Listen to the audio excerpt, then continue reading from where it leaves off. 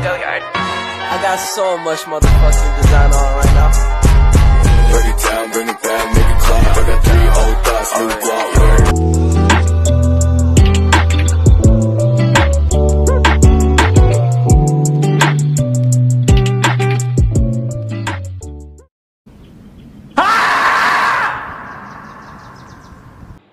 Halo semuanya, perkenalkan nama saya Gina Fadila Asriani dari kelas 10C.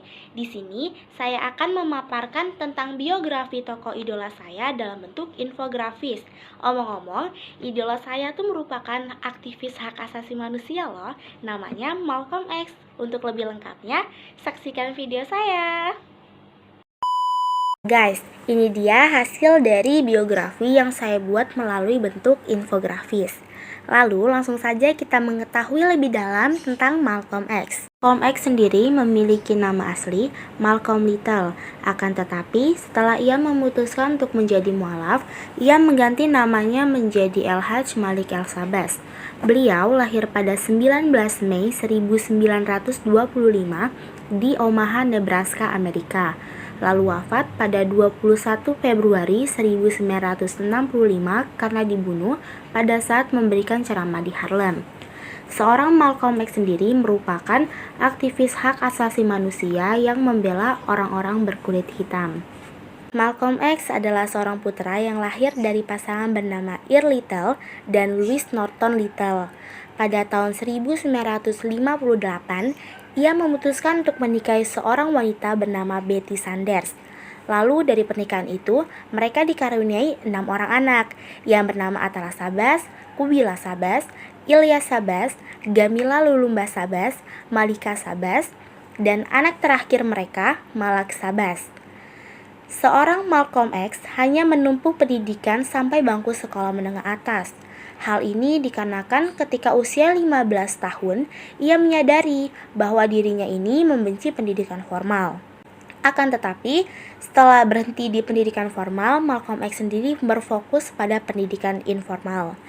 Jenjang pendidikan formal yang dilalui Malcolm X dimulai dari sekolah dasar, di mana ia bersekolah di Pleasant Grove Elementary School, berlanjut ke West Junior High School, dan berakhir di Mason High School. Kehidupan yang ditempuh oleh seorang Malcolm X tentu saja memiliki banyak kesamaan dengan orang pada umumnya, di mana pasti memiliki yang namanya masa kelam. Malcolm X dulunya merupakan seorang pecandu dan ikut serta dalam perdagangan gelap, perjudian, dan perampokan. Hingga pada tahun 1946, dirinya dijebloskan ke dalam penjara karena kasus pencurian. Akan tetapi melalui kejadian itu juga menjadi awal mula perubahan seorang Malcolm X. Selama di penjara, Malcolm X menambah wawasan dengan membaca buku-buku filsafat, literatur barat dan timur, serta karya-karya mengenai agama Kristen, genetika, dan perbudakan Amerika. Lalu pada tahun 1948, ia memutuskan untuk beralih kepada doktrin El-Hijjah Muhammad yang merupakan seorang pemimpin dari Nation of Islam sekaligus memutuskan untuk memeluk agama Islam. Akan tetapi pada tahun 1963 terjadi ketegangan antara Malcolm X dan El-Hijjah yang membuat Malcolm X meninggalkan Nation of Islam lalu mendirikan Muslim Mosque dan memeluk Islam Sunni. Hingga pada akhirnya permusuhan yang berkembang antara Malcolm X dan Nation of Islam menyebabkan dirinya terbunuh pada 21 Februari 1965. Selama hidup, Malcolm X sempat mengikuti beberapa organisasi, di antaranya ada Nation of Islam, Persatuan Afrika Amerika, dan organisasi yang didirikan sendiri olehnya yaitu Muslim Mosque.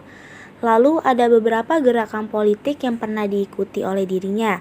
Yang pertama ada nasionalisme kulit hitam dan pan-afrikanisme.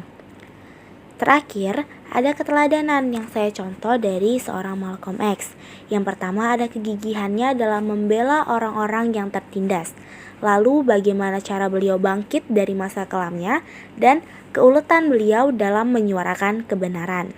Itu dia pemaparan saya terhadap biografi dari Malcolm X yang saya sampaikan melalui infografis.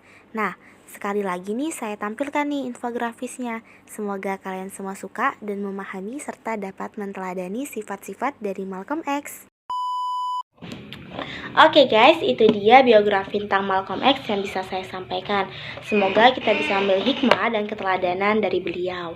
Mungkin sebagian dari kalian ini bertanya-tanya, kenapa sih saya mengambil seorang Malcolm X, padahal saya sendiri itu seorang pengagum berat K-pop gitu kan.